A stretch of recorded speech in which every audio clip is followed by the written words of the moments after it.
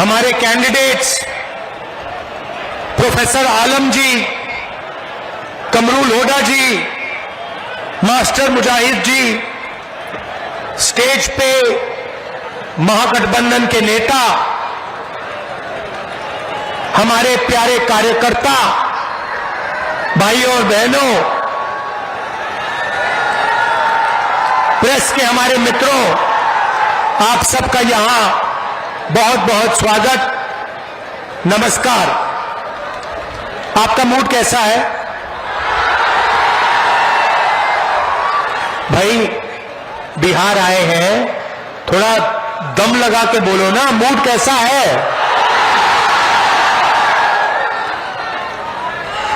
हिंदुस्तान में दो विचारधाराओं की लड़ाई है। एक तरफ आरएसएस जो देश को खांचों में बांटना चाहती है, जात का खांचा, धर्म का खांचा,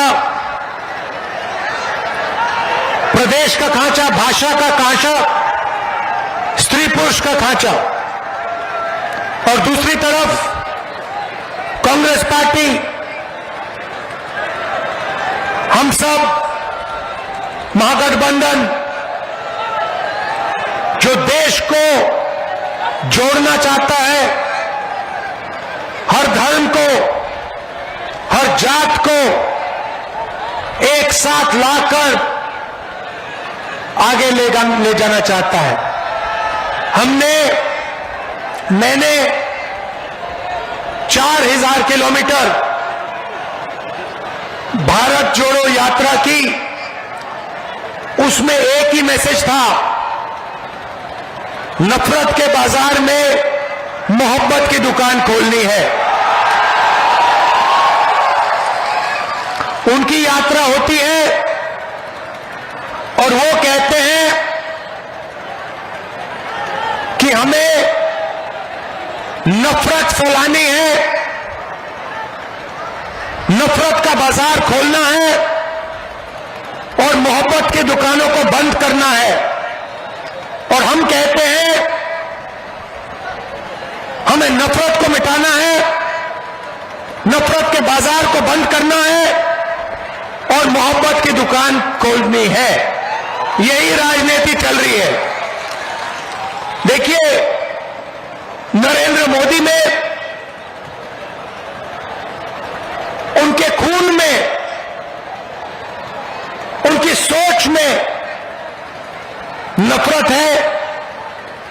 वो बांटना चाहते हैं, नफरत फैलाना चाहते हैं। दूसरी तरफ मेरे खून में मोहब्बत है, भाईचारा है और हिंदुस्तान को मैं जोड़ना चाहता हूं। यह फर्क है, यह लड़ाई है।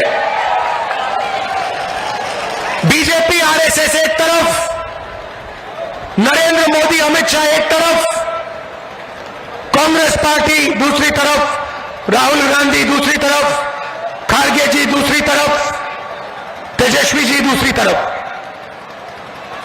यही बात चल रही है। नफरत से इनको क्या मिलता है, मैं आपको बताता हूं। नफरत से इनको देश का धन मिलता है। नफरत से ये जनता के ध्यान को इधर उधर भटका सकते हैं। नफरत से ये जनता को डरा सकते हैं। और जब जनता डरती है तो जनता सही सवाल नहीं पूछती। बिहार में, हिंदुस्तान में 3-4 राजनीतिक सवाल है। सबसे पहला और सबसे जरूरी राजनीतिक सवाल, इस देश के युवा को और बिहार के युवा को रोजगार क्यों नहीं मिल रहा है, यह सबसे पहला सवाल है। दूसरा सवाल, अगर युवाओं को रोजगार देना है तो बिना शिक्षा, बिना कॉलेज, बिना यूनिवर्सिटी, बिना स्कूल यह नहीं किया जा सकता है। तो दूसरा सवाल, बिहार में यूनिवर्सिटीज, कॉलेजेस सारी की सारी या बेची जा रही है या बंद हो रही है। और अगर बिहार के युवा को रोजगार चाहिए तो उसे दूसरे प्रदेशों में जाके मजदूरी करनी पड़ती है। मैं आपसे पूछना चाहता हूं, आप अलग अलग प्रदेशों में गए हो, बिहार के लोग आपको अरुणाचल प्रदेश में मिलेंगे, दिल्ली में मिलेंगे, पंजाब में मिलेंगे, कर्नाटक में मिलेंगे, बेंगलोर में मिलेंगे, हैदराबाद में मिलेंगे, दुबई तक बिहार के लोग आपको मिलेंगे। मगर जहां भी आप जाओगे, बिहार के लोग मेहनत करते हैं, खून पसीना देते हैं, ये बड़ी बड़ी इमारतें बनाते हैं, सड़कें बनाते हैं, हाईवे बनाते हैं, पुल बनाते हैं, इंफ्रास्ट्रक्चर बनाते हैं, कॉलेज यूनिवर्सिटियां बनाते हैं, अस्पताल बनाते हैं। मगर सारे के सारे बिहार के लोग बाकी प्रदेशों में मजदूरी करते हैं। क्या आप खुश हो कि बिहार की जनता देश में मजदूरी करती है? क्या आप चाहते हो कि बिहार के युवा का भविष्य देश में बाकी प्रदेशों में मजदूरी करने का हो?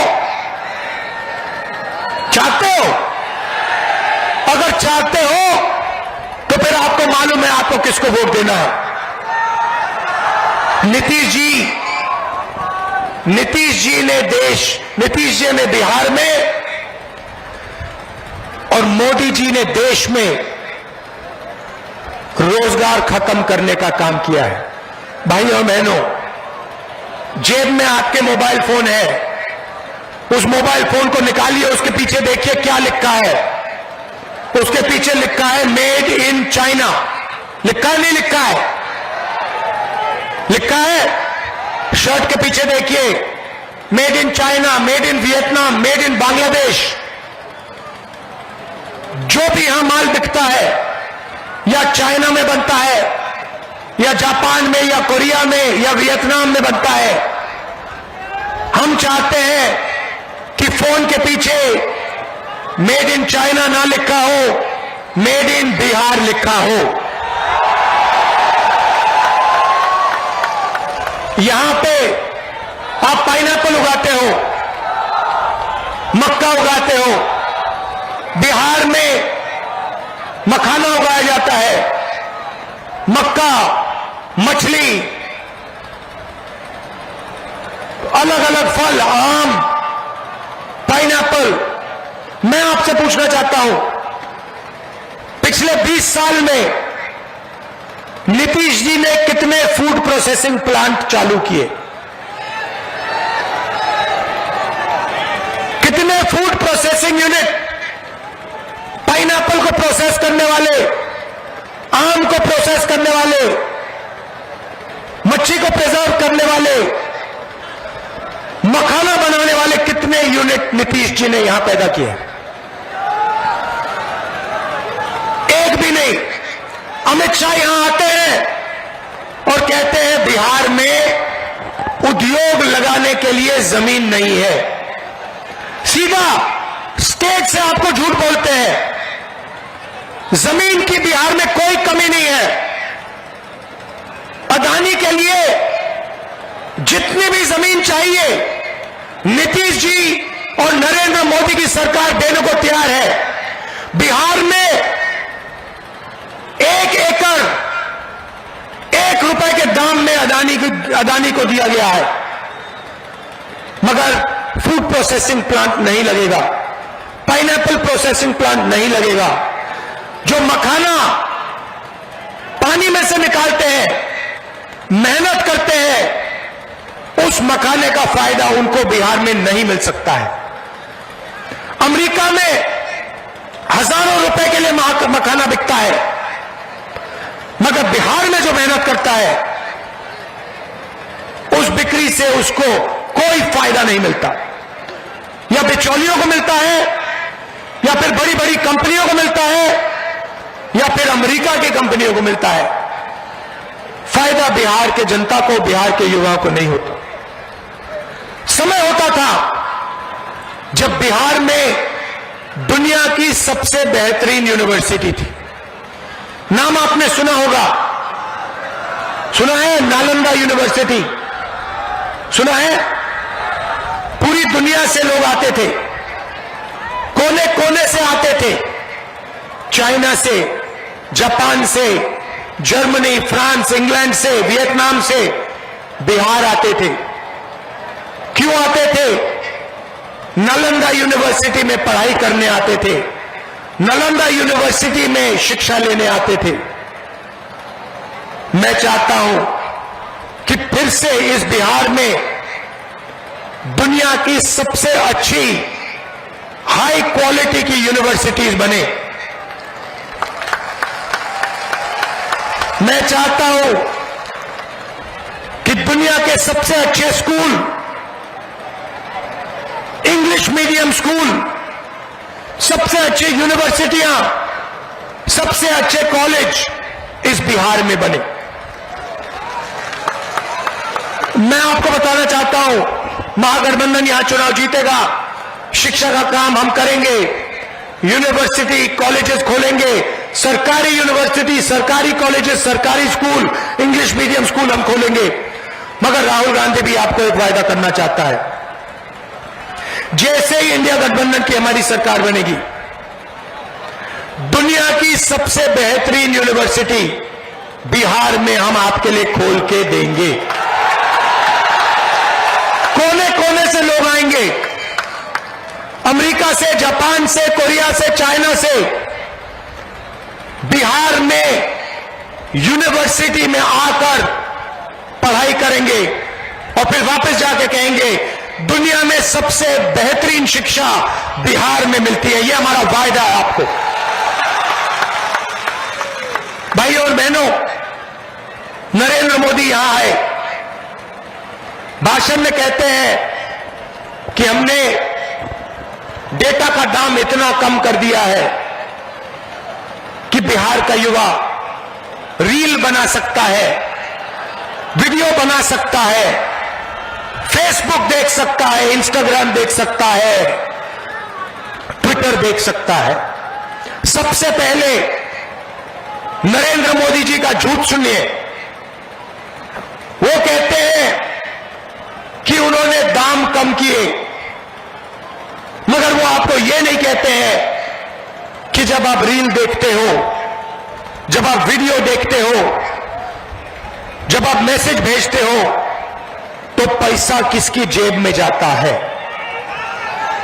भाई और बहनों, जैसे ही आपने अपना फोन चालू किया, आपने रील देखी और अपने दोस्त को आपने रील भेजी, उसका पैसा सीधा जियो और मुकेश अंबानी के जेब में जाता है। दूसरी बात, ये क्यों चाहते हैं कि बिहार के युवा इंस्टाग्राम देखें, फेसबुक पर जाएं, अपने वीडियो देखें, अपने वीडियो इधर उधर भेजें? मैं आप आज को बताता हूं, भाई और बहनों, पहले शराब हुआ करती थी, ड्रग्स हुआ करते थे। 21वीं सदी का नया नशा है इंस्टाग्राम, फेसबुक, ट्विटर। यह 21वीं सदी का नशा है। मैं आपसे पूछता हूं, ट्विटर से, फेसबुक से, इंस्टाग्राम से आपके जेब में पैसा आता है क्या? ट्विटर से, फेसबुक से, इंस्टाग्राम से आपको रोजगार मिलता है क्या?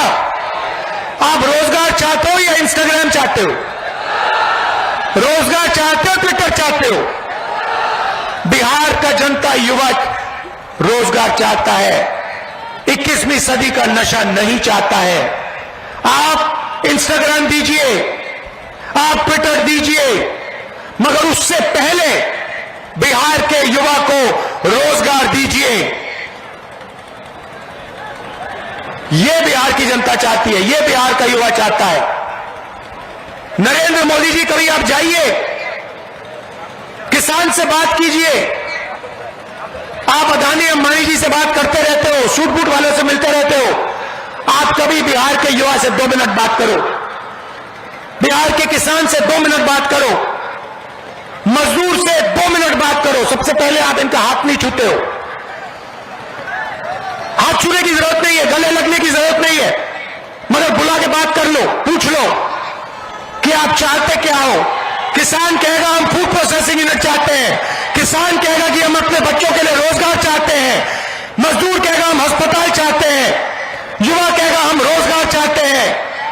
मगर आपको ये बात नहीं करनी, आप नहीं करना चाहते हो, क्योंकि चाइना में जब चाइना का माल जब यहां बिकता है, नरेंद्र मोदी, अदानी, अंबानी को फायदा होता है।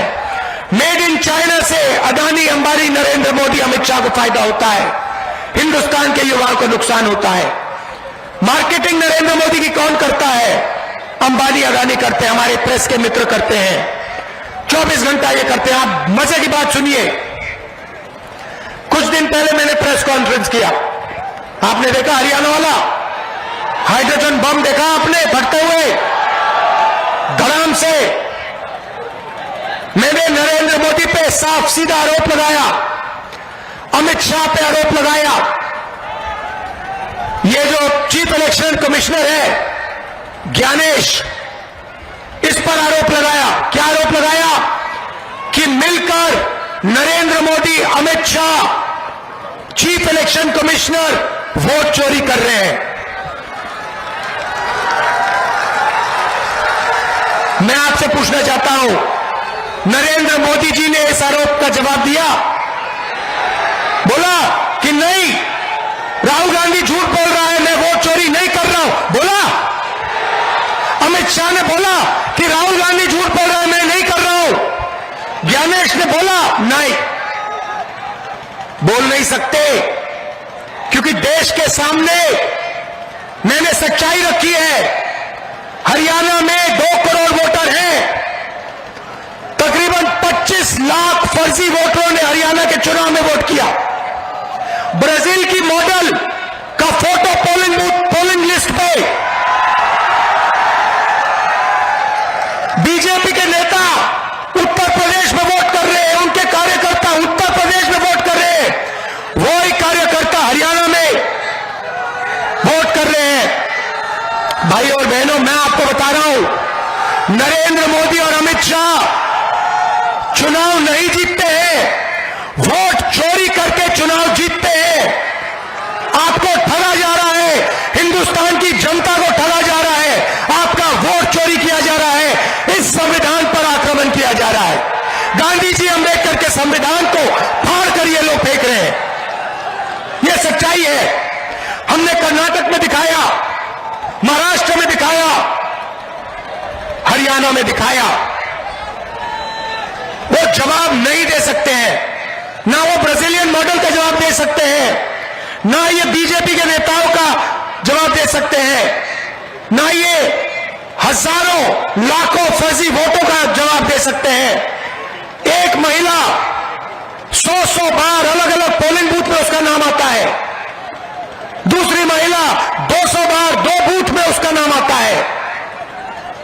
पूरा का पूरा मामला फर्जी है, ये चोरी करके इलेक्शन जीतते हैं।